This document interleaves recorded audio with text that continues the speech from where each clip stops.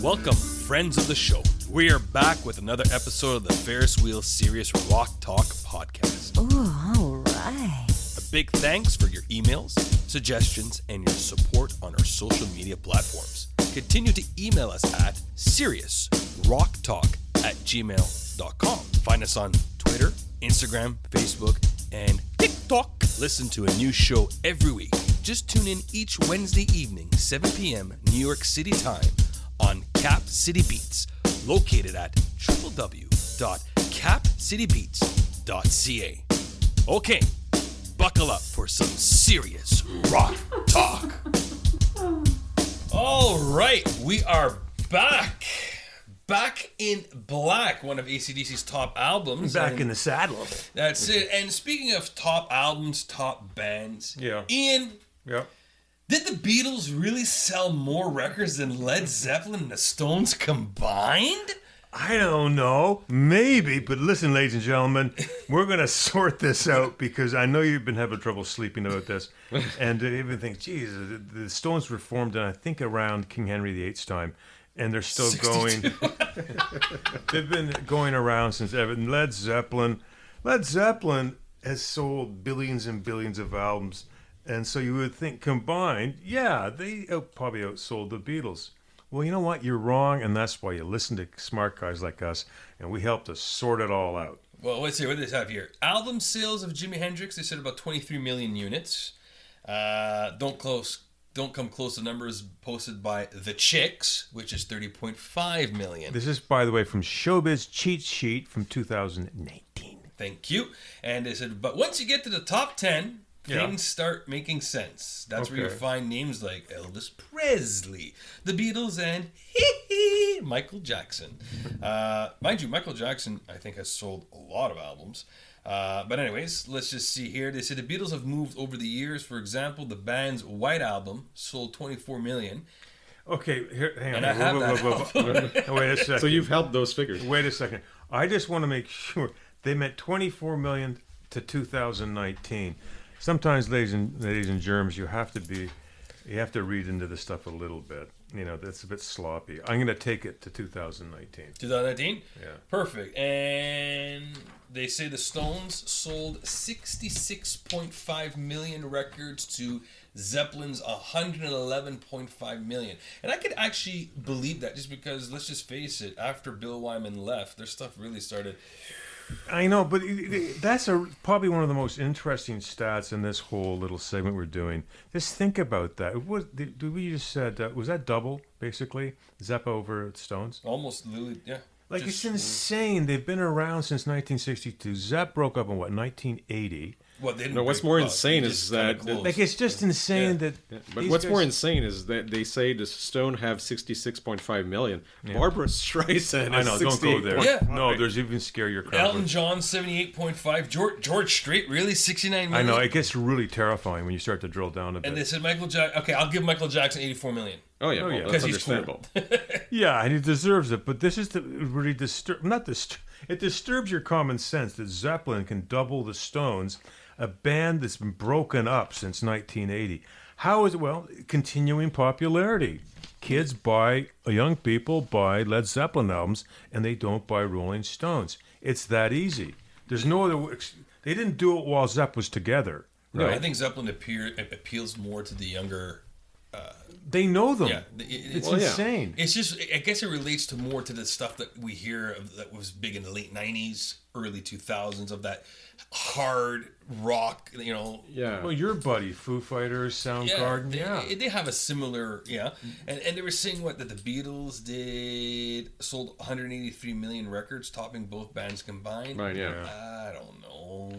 Well, I know, but the thing is, think maybe. See, to me, Led Zeppelin, the reason why they're still hot with young people is that they stopped when they still looked young and they still sounded young. Yeah, that's a good point. Whereas, let's face it, Rolling Stones, even if you listen to their early stuff, for most people it's geezer rock because they're still at it. And let's face it, I mean, some of them look worse than my 93-year-old grandfather.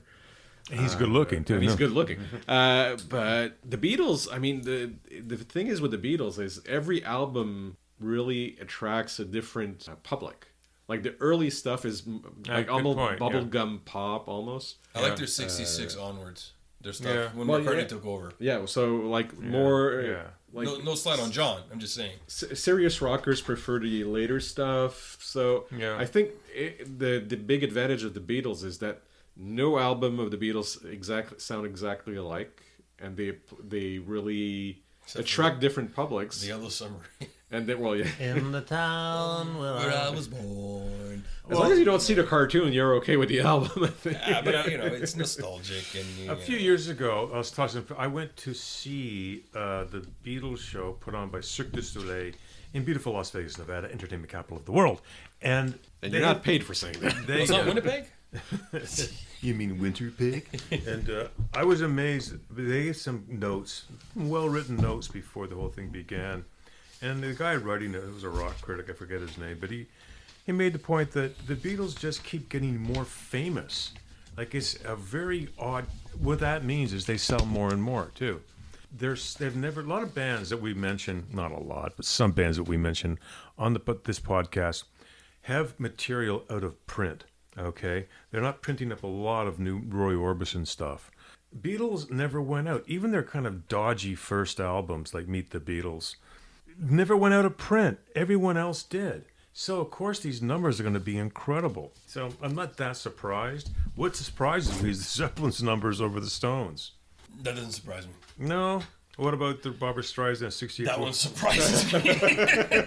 It's terrifying. And not as much as the Garth Brooks numbers. They're insanely high as well. Don't take me there. I don't get it. He has his own station on Sirius satellite radio. I don't get it. I don't understand it. Well, I understand country's really big. That I understand. Sure. But Garth Brooks, to me, is not really country. He's pop country. Maybe he's pop country. They used to call it sweet corn country. Or new country, they call it, I guess. Yeah. Well, I think Although new country. Sweet corn country really describes well, because if you listen to too much Garth Brooks, you'll get diabetes. No, your teeth will fall out. So what's your stats you have? Well, I'm just going to kind of bolster this a little bit. I went onto a site called, appropriately, Statista. It sounds like an Italian no. Statista, please, with Cabernet. Makes them probably audience. No. Anthony Quinn stuff. Top-selling artists worldwide from 1954 to 2016, so 3 years before the previous stats ended. Here we go. Number 1, The Beatles, 257 million units. Wow. Number 2, Elvis Presley. Well, 206, man. Number 3, Michael Jackson, 109. 169. Madonna. Really? 164. I got 4 of her albums on vinyl. Oh, from the 80s? Don't admit that. True Blue. True Blue, baby. Papa Don't Preach. Na, na, na. So when she was good, basically. Like a surgeon? Yeah, I'll show you guys later. I like Madonna. I really do. I do too, but the early stuff. The later stuff is... I find these artists, they get weirder as they get older. Madonna's terrifying now. You just stay away from her. But I'll go on. Elton John, 130... What was that one? Sorry, 159. I find that low for him. From 2016, 159 million units. I see Elton John probably as a better seller of tickets, because he's a great act to see. He is fantastic. We saw him in Quebec City, my spouse and I, in 2018, and that show did not disappoint. 3 hours straight, doesn't stop, no break, no nothing. I saw the Yellow Brick Road tour, 1974, and it's the best concert I saw in my life. He's good. Yeah. Next up, Led Zeppelin. So, in other words, Elton has sold more than Led Zeppelin. Wow. Okay. 137. Next is our close friend of the show, Garth Brooks. Garth came in at 135, and just behind Garth is, again, the close friends, U2. That doesn't surprise me with Garth Brooks, just because his superstar just went. And U2, I find that quite low, just because no one really hates U2, really. Do they? Get in line. Are you kidding? If you paid... Okay. How much would you pay to slap Bono? I mean, I would pay... He didn't say people don't hate the members of U2. Okay. He said U2 as a band. I would $400, and if it went to charity, to just give him a good cuff, $200 for The Edge. I don't... he doesn't bother me. Okay, I'll get $400 to charity. This should give him a good whack. Could I choose somebody else? Garth Brooks. Okay, sure. That's fine. I'll slap Garth Brooks, but I'm not going to slap Bono. Well, let's talk about Mariah Carey, 128. Oh, my God. million. Well, I would like to take her out for coffee. Coffee. Dinner. Okay. It's a coffee. Maybe talk to her a little bit, get to know her. Review the Christmas song, maybe? Yes, she's gorgeous. Her? No. No. Next up, Eagles. 125 million. Too low. It should be higher. Well, this is 2016. I know. I'm just saying that they should be higher. Like they're just turning 50 this year. And I think a lot of people bought the album like used. Oh, that's interesting. That's true. Okay. Next up is Céline Dion. Oh God. 120 million. That's not surprising. Well, at that level, yeah. It's still Well, too low. what's disturbing is she beat Pink Floyd, 114 million. Well, as of 2016. Because Pink Floyd disassembled in 1980. Well, when did Waters leave? Well, yeah, no, that's the thing. There's so many dates you can use the night. No, but that's the thing. The reason why I feel the reason why that she probably is higher than Pink Floyd is because Waters left. And usually whenever a key member leaves, people are like, Well, there's that, but I mean, they don't necessarily attract as wide a spectrum. Yeah, and the thing is, look, everyone knows Pink Floyd has always been you're either you're Waters or you're Gilmour. Yeah. So the Gilmour people are still around. The Waters are following him on his solo tour. Like Wheeler is still a fan because he's a Gilmour guy. Yeah, it's not true. Gilmore Girls, Gilmour guys. Hey! It is a stop here, ladies and gentlemen. And last on my list is Rihanna at about 83.4 million. That's actually surprising that she reached that much. Wow. Now, I don't have... Because of such a short career. Yeah, that's impressive. Yeah. Well, again, I like some more... I could drill down more of these CDs, obviously not. These downloads. I need a little more info to be comfortable. The listeners of the show, I'd like to drill down a bit. Yeah, because let's face it, Rihanna is more in the download age. She's a download. So you mean Huge downloads, hip hop, like it's all the club stuff. So what if Beyonce was on here? Beyonce, how many albums? I don't know, but downloads, Jay-Z. Yeah. So I'm a little. You can do your own research on that, ladies and gentlemen, but it's probably in the ballpark. All right. Say two. So top 20 guitarists, Ian. Oh no, not another list. So Rolling Stones came out with a top 20. Yeah. I don't know who put this list, but we're going to read out the 20 they put out. So Dr. Clark is going to probably sneeze on this list. Okay, thank you. So I'm just going to fire them off. Yeah, first of all, there's no criteria here, right? So Nothing. Winston Churchill could be on this list. Like, it doesn't matter. I think he played the ukulele. It doesn't. So, okay. While my ukulele gently weeps. So they put my ukulele. Did they put Jimi Hendrix? Oh, that's surprising. Wow. Eric Clapton. That's challenging. Jimmy Page. Who's heard of him? Keith Richards. Never heard of him. Jeff Beck. Who? B.B. King. Never. Chuck Berry. No influence. Eddie Van Halen. Can't play. Dwayne Allman. Can't play. Pete Townsend. He's soft player. George Harrison. Never heard of him? Stevie Ray Vaughan. He's pretty good. Albert King. Yeah, I've heard of him. Albert King. Okay. David Gilmour. Again, never heard of him. Albert's brother, Freddie King. One of the King brothers. Derek Trucks. Derek Trucks. Neil Young. Oh, wow. He deserves to be there, yeah. Les Paul. But he's known for hard rock. James Burton. James. That's Richard Burton's brother. Okay. And Carlos Santana. Carlos Santana. Okay, so first of all, what's the criteria for... They didn't say. Yeah, so how convenient, Your Honor. So as we're developing a case for the prosecution here, we challenged each of us, the three amigos here, to come up what we think are top 20. And we might be hostile with each other during these lists. We might be. Now, not just between not just with the lists. In general. In general. Will's going to go over the table, slap Ian. He's going to kick me. I'll push Ian. And then we're going to laugh. I'll fall against the And then we'll table. order pizza after everyone's happy. So it's all good. That's just what we do. It's a bro thing. All right. But that said, I want you to know, ladies and germs, that I was responsible. I have my criteria. 3 criteria: technical skill, songwriting, and their influence. Okay, number 1. Again, this is in no particular order. Jimi Hendrix. What were you smoking? What was Jimmy smoking too much of? Jimi Hendrix for technical skill and influence. Hendrix's songwriting, I thought, was always a little bit... not dodgy, but a little bit overrated. Technical skill. Turn the light. Number 2, Freddie King, the great blues Who? player. Yeah, listen, read a book. Freddie King. Freddie, you simpleton. Freddie King from Texas. Huge influence for 1960s rockers. Go to YouTube, check some Freddie King videos. He's terrifying. Dick Dale. I'll give you that one. Dick Dale. If you've ever seen Pulp Fiction, you'll know Dick Dale. Dick Dale, the great surf guitarist, for influence, not songwriting. Technical skill, I don't really think so. Influence, a lot of people tried to play like Dick Dale and broke their thumbs.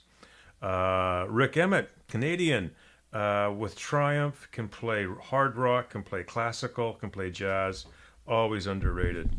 Yeah, Jeff Beck, again, no particular order, no particular place to go. Jeff Beck. Who? Yeah, technical skill is ridiculous. I mean, he's probably a genius. Songwriting, no. Influence, I think he's like Bobby Orr was to hockey. Somebody once said famously about Bobby Orr, he needed to play in a higher league. Yeah, you got that feeling with Jeff Beck, watching him. Is there anything else you'd like to do besides rock music? Because he's that good technically. Lenny Breau. No Lenny Breau, no Randy Bachman. Lenny Breau is more jazz. Not many people know his name. He died tragically in Los Angeles. Canadian lad. He was ridiculously good. You can get cuts of his, some at the CBC and some of his own. I met guys that knew him. He was an incredible guitarist. But look up Lenny Breau. Rick Derringer. Well, no surprise you put him there because he did this theme song for Hulk Hogan. I'm a real American. I know. He's made some bad choices in his life. Well, that was a good song. Okay. Yeah, Rick Derringer, Rock and Roll Hoochie Coo, ridiculously talented guitarist. I think he just made some. He was with Edgar Winter's White Trash for a while. I just think he made some bizarre choices in his life. He had some drug issues. Is he the Hang On Sloopy dude? Yeah. That's from the 60s. The McCoys. The McCoys, that's it. Mick Ronson. Mick Ronson was with the Spiders from Mars. Mick Ronson, possibly no David Bowie. And no Mark Ronson, his son. Mick Ronson was ridiculously talented as a guitarist and a producer. Go over the list of stuff he did. I don't have time to do it, but he was really good. I'm not going to sit here and read Wikipedia to you, you lazy. James Burton, Richard's brother. James Burton. Were they brothers? No. Okay. Get out of here. James Burton, probably best known as Elvis, as a guitarist. But if you go over to England, probably in the 70s, and interviewed rock stars there, they would list him, especially people like the Beatles and Stones, as a huge influence. Eddie Cochran. Now that's a good choice. I know. I thought Eddie Cochran's unique. I have a triple vinyl album collection of Eddie Cochran with outtakes, instrumentals. Even though he died so young in his early 20s, he was an amazing guitarist, and that's why a lot of his songs, like I guess Summertime Blues, is probably the most popular. People copy Eddie Cochran's great guitar style. Chet Atkins. His son's better. What's that? His son is better musician. Michael Balzeri, Flea from Chili Peppers. Okay, go on. Chet Atkins is more country. He put out a lot of albums. There's not even a discussion. He put out books on how to play the guitar. Peter Frampton, I put that one on because of songwriting and technical skill, maybe a bit of influence, but great technical skill. He can play jazz beautifully. And he wrote some great songs with Humble Pie and, of course, on his own. Glenn Campbell was freakish. He was so talented as a guitar player. He astounds people. If you go into YouTube and search Glenn Campbell in terms of reaction, he's so good that it's almost unnatural. And so is next up Jerry Reed. They were buddies. There's actually a duet of them on YouTube. They're so good as guitar players. You can't learn that. You have to be born with it. Johnny Winter, again, I think drugs interrupted his career. Well, I know they did, but yeah, big time. But he was so amazing, Johnny Winter. Like, just listen to him playing Jumpin' Jack Flash. Roger McGuinn, in terms of technical skill, songwriting, and influence, all three. You'd know him for the Byrds. He was with Bobby Darin before that. His name was Jim McGuinn. But he's a huge influence with his 12-string Rickenbacker. Mark Knopfler, obviously of Dire Straits, great player, hugely influential, pretty good songwriter. Steve Cropper, probably the only rhythm guitar player here. Steve Cropper, of course, Booker T and the MGs, Otis Redding. Later on joined the Blues Brothers. It was in the Blues Brothers movie. Just an amazing influence. Influenced a lot of people on rhythm guitar. And finally, Prince, another one of these freakishly talented people in the music business, could do everything: sing, write, produce, dance, everything. And he played amazing guitar. Check out the YouTube video where he's doing While My Guitar Gently Weeps on the George Harrison tribute. Wasn't there also an album where he played every single instrument? Yeah. Yeah. And for honorable mention, I'm going to say Elias McDaniel. You might know him as Bo Diddley. Bo Diddley. What did you do last night, Bo Diddley? Well, that's a very impressive list. Thank you. I like the Prince on there. That's pretty well it. Oh, you wait. You wait. You're not getting through this. Yeah. All right. No. Steve? Steve? Go ahead, Steve. Well, I don't have Steve's on my list. So, yeah. First one, of course, again, no particular order. David Gilmour. So predictable. Well, okay. Influence and also technical skills. To this day, he's still a great guy, a great musician. You know him personally? Well, no, I heard of him. But and I love the fact that there's a meme circulating of him on the internet where it's him with his daughter playing guitar. And yeah, I saw that. When you want to learn to play guitar, but your dad is that guy from Pink Floyd. Yeah. So yeah, I saw that. He's still relevant to a certain degree. Yeah, that's kind of cool. Carlos Santana, just an amazing guy, still at it after, 50, almost 60 years? Yeah, at least. Considering that the first time most people saw him was at Woodstock, and he was so drugged out of his mind that he thought his guitar was a snake. And he survived that one and made an amazing show legendary. And also, he's done an amazing job at making Americans aware of Latin sounds. Yeah, he did. He brought a lot of great hits, Latin hits. So next one, of course, as a Canadian, we cannot not put him on the list. Neil Young. Yes, I didn't say as a singer. I said as a guitarist. Dad. Neil Young. I mean, you go from this folk stuff to his more rocky stuff to even. I mean, he's to a certain degree a godfather to grunge. Mm-hmm. So, but I don't see him as a great guitar player. You tell him that. Sure. Okay. He said health problems. I could take him. 20 years younger. Yeah. The next one, Stevie Ray Vaughan, who unfortunately left us in '90 at a really young age. Helicopter accident. Yeah. Yeah. He was an amazing guitar player. He was ridiculously talented. And what's really sad is that we only have 7 years of his stuff, and it only gets better as he. Yeah, it's true. So I cannot make a list of 20 greatest guitarists without mentioning his name. But you could make a list without including James Hetfield. Well, to a certain, the reason why I've put him there is that he rescued metal from being like a pop act in the 80s. Like it was Kirk Hammett, bro. On Metallica, everyone knows it's Kirk Hammett. It's Kirk. Well, I mean, Hetfield, it's also due to personality. I mean, if it wasn't for him, metal was getting to the point in the 80s where it was becoming like air metal. It almost sounded like the elevator music version of it. He did bring back that kind of biker thing. Yeah. Tony Iommi. He's a legend. He's a legend. There's no debate there. Good Italian guy. True, yeah. Next one, Robert Fripp from King Crimson. A lot of influence. Technically good, not the greatest, technically speaking, and had a lot of influence in the 60s. Because let's face it, King Crimson is more or less the spark of prog rock for 70s. True, that's true. I would avoid what he did in the late 80s, early 90s, because it goes literally into what we could call abstract rock or abstract music. He did something called Frippertronics too, which is incredibly irritating. It's like Hooked on Phonics, but it's exactly. Tempting. Next one, Richie Blackmore, founding member of Deep Purple. So of course, really interesting person. He's so irritating. Oh yeah, so pompous. But he's a great guitar player. But oh my god! And also one of those guys who actually thought of mixing guitar riffs with organ sounds, which is to a certain extent, is bringing stuff that was being done in jazz into rock, but he actually did it well. No, he's a good musician. You just probably won't want to hang with him too long. Next one, Duane Allman, because the Allman Brothers band was just the 70s to a certain extent. Yeah, he wasn't around that long, but he was They had a revolving door of people going in there. Yeah, great band. Duane wasn't on, but hey, he was on Layla. Chuck Berry, because Maybelline. Well, just for influence. Technical skills, not as a human being, because as a human being, he was just a disaster. He sued John Lennon. He's a horrible man. Yeah.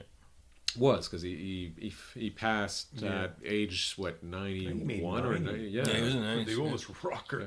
The oldest rocker, and considering the life he led, is just amazing. God. Miracle of medicine. Next one, the exact opposite of Chuck Berry, B.B. King. Good man. I saw him live when he came to Blues Fest. Did really well. Yep. He was a large man. Large man, had health issues, I think, for more than half his life. Yeah, he was. But the man could serenade you with a guitar, and you just asked for more. Sure. Lindsey Buckingham. Buckingham Nicks. Yeah. The most long-suffering musician in the history of rock. I wonder. Well, I mean, how many people have to stand there while they sing how shitty they are? I mean, just... Now there you go again. Yeah, I guess. Alex Lifeson, just for the sheer amount of guts it took to bring in The Hobbit as an influence. I don't know. Okay, To hang out with Geddy Lee. I'll let it go, I guess. I don't know. Hanging out with Geddy Lee is a big... I think he was one of the first guys to wear earplugs. No kidding. Geddy, shut up. Next one, Andy Summers. Oh, no. The Police. Yeah. I'm not going to let that go. Really? They're one of the top 20 is Andy Summers.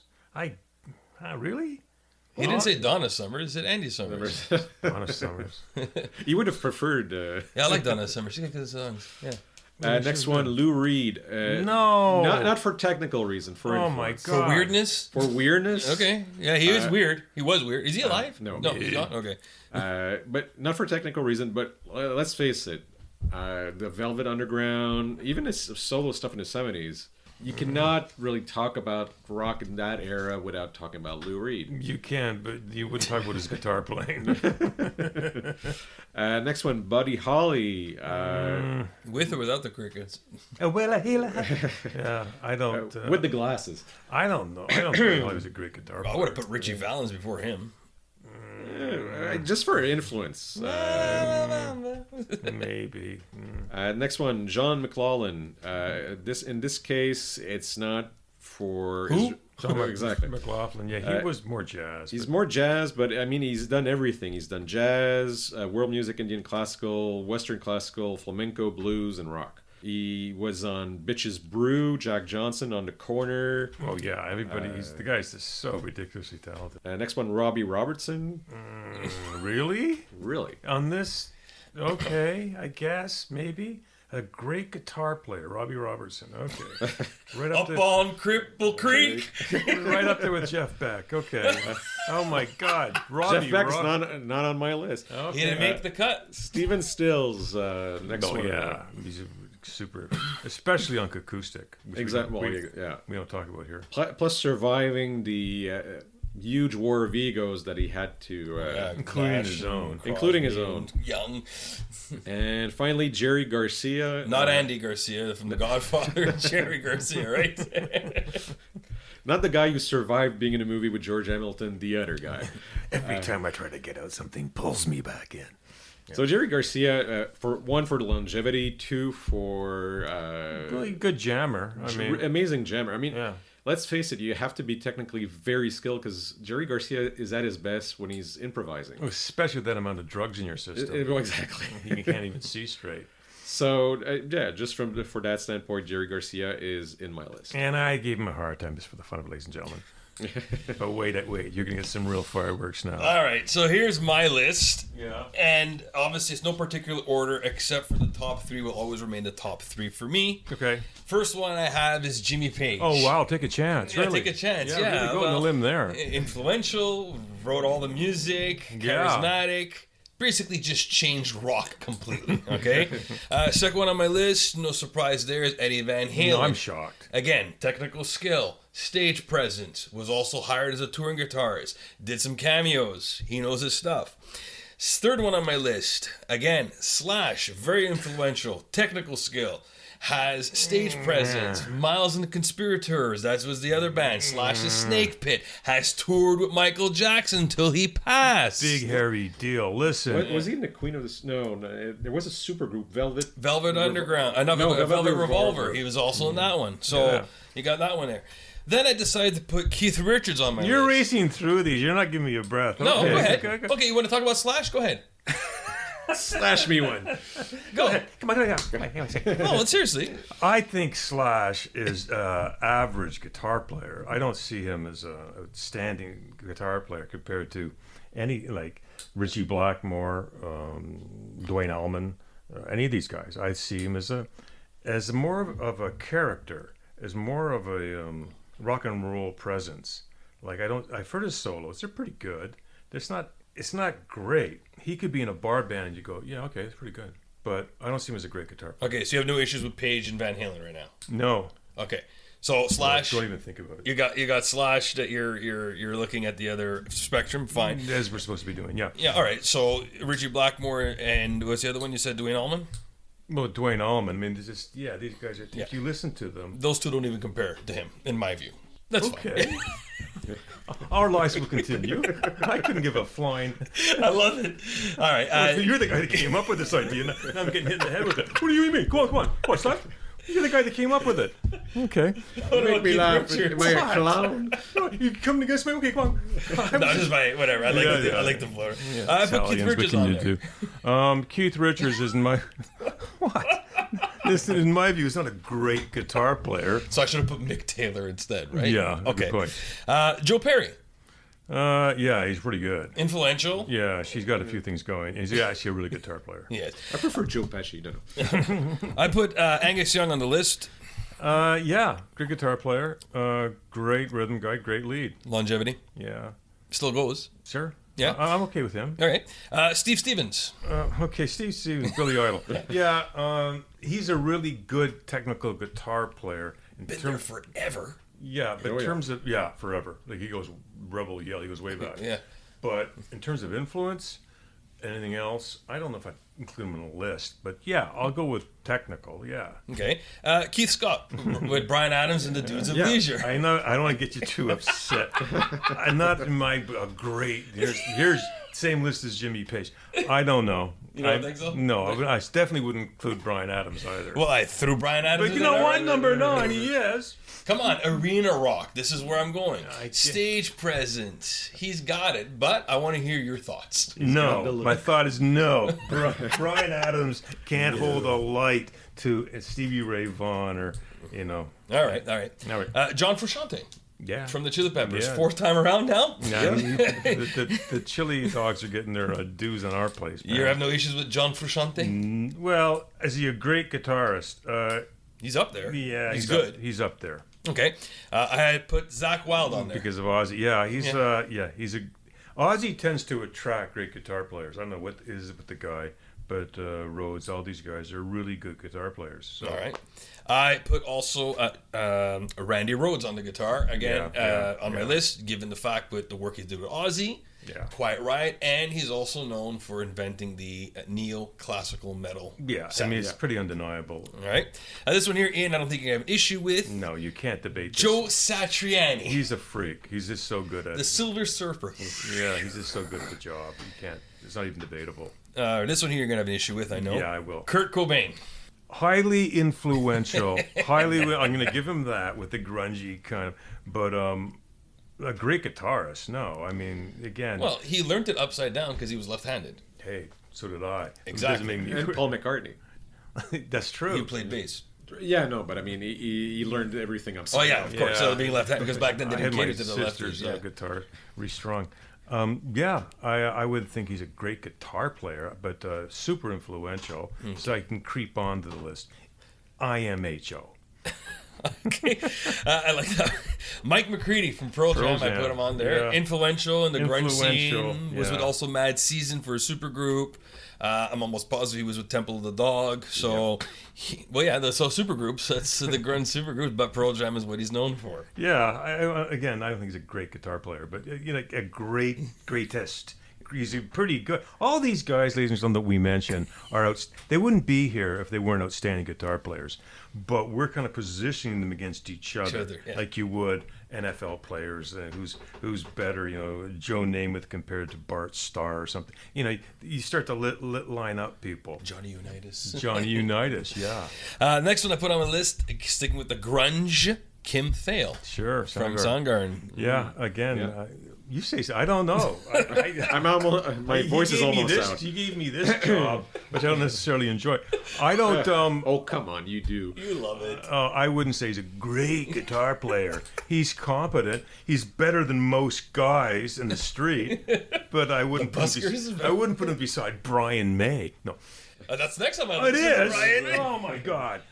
Brian May is a really good guitar player, but the thing with Brian May is that I've never sensed a lot of soul behind it. It's like he's almost too intellectual, too smart. He's a technician. Yeah, he's very technical. That's really good. He's a technician. So I've always had issues with Queen's solos are so perfect that you kind of go, yeah, I wouldn't mind like a little sloppiness, a little Hendrix kind of wonging on it.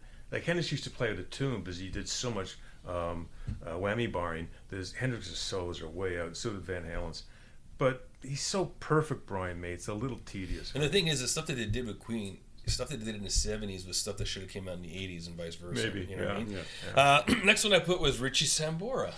He's a really good guitar player. I'm not going to debate that. Very technical. Yeah. Very technical, influential in some parts of modern rock. Yeah, everybody knows he's a great guitar player. Yeah. Billy Gibbons. Influential, but I don't think he's a great guitar player. I think he's got what they call a ZZ Top mix, which was later stolen by Robert Palmer on The Lights Are On. Like you just grind out 3 or 4 chords on a fuzzbuster or something. I don't know if he's a great guitar player. No. I mean, he's not up there with Mick Mars or something. That's my last one. He's a fashion Motley Crue. You have an issue with Mick Mars? Yes. Yeah, probably minor. Okay. No. He's a great guitar player. Everybody knows that. He's played for a lot of people, and he's been around forever. And he can be on your list. I won't debate that. And the honorable mention, Steve Vai. Yeah. I mean, you can't, no one's going to debate that. Steve Vai, my God. But this is fun. I like this. I like that we could, have a friendly argument with each other. Well, I thought this was a setup. Why don't we do this? So you say something like it, and then okay. What about Van Halen? Oh God, no, he's upset again. I have to walk home. Okay. So where do you're not walking home? You're limping home. Wait a second, it's my car. I would never hurt you. Come on. Almost like a pictograph when I was discovered here. And the pictograph is trying to. The unique thing about it is from Facebook. That's what it was. This is Facebook, is it? Facebook on a classic rock lives or greatest classic rock group of all time. It's one of the classic rock groups. Unfortunately, it's not from our Sears Rock Talk. So come to ours. We give you stuff a little more intellectual. This was, I think it was one of those groups. Someone posted out there. And it was hard for us to decipher how we were going to word it, but Ian came up with some strong stuff. Because it's visual, and this is obviously not that kind of medium. But the interesting thing about people classifying rock is I've never seen it through these kind of a stratification here. I'll read the so-called left-hand column. Top of the list is The Immortals. Next, Legends and Icons. Next, All-Time Greats. It sounds like a game show. Next, Proven Performers. Next, Best of the Rest. Next, Average. Next, Marginal. Next, Mediocre. And then finally, WTF. And then Obscure with nothing on there. Is there? Okay. Obscure. So we can go over a few from each and see if we totally agree. We'll start with The Immortals. And from what I see here, for instance, the Beatles, Nirvana, Talking Heads, The Police, Velvet Underground, Rolling Stones, Jimi Hendrix, Prince, Beach Boys, U2, Bowie, Black Sabbath, Ramones. REM. Yeah, the Ramones, Janis Joplin, Pearl Jam. Yeah, I'm okay. The Byrds, Metallica, the Kinks. Yeah, okay. They are immortals. They're always going to have their catalog in print, as they say.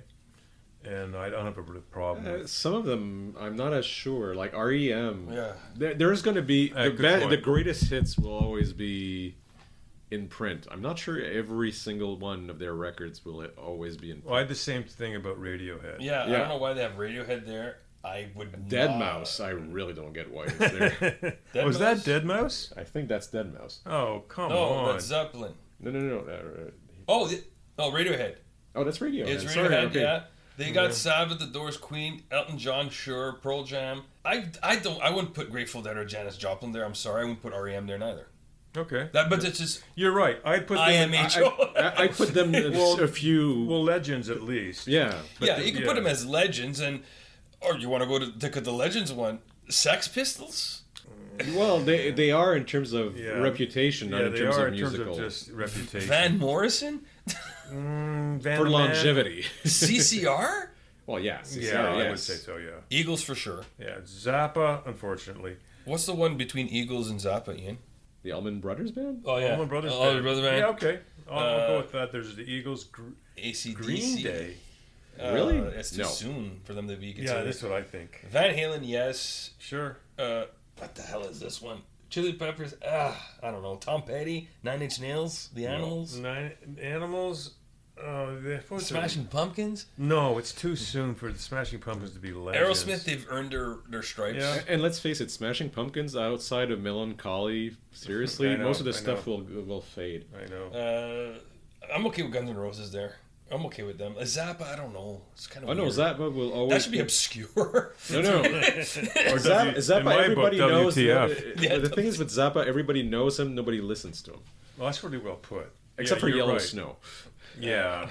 Cream, Ian, I think you have an issue with that on there. I have an issue with Cream. They're a great band in their own kind of way, but I've just always had an issue with them. Yardbirds. It's lactose intolerance, man. Yardbirds is like how do you call it, a farm system for a group. Yeah, that's a good way of putting it. Yeah, I think how can I say the legend outweighs the substance. Yeah. Yeah. Next we have all-time greats, Blondie, Monkeys.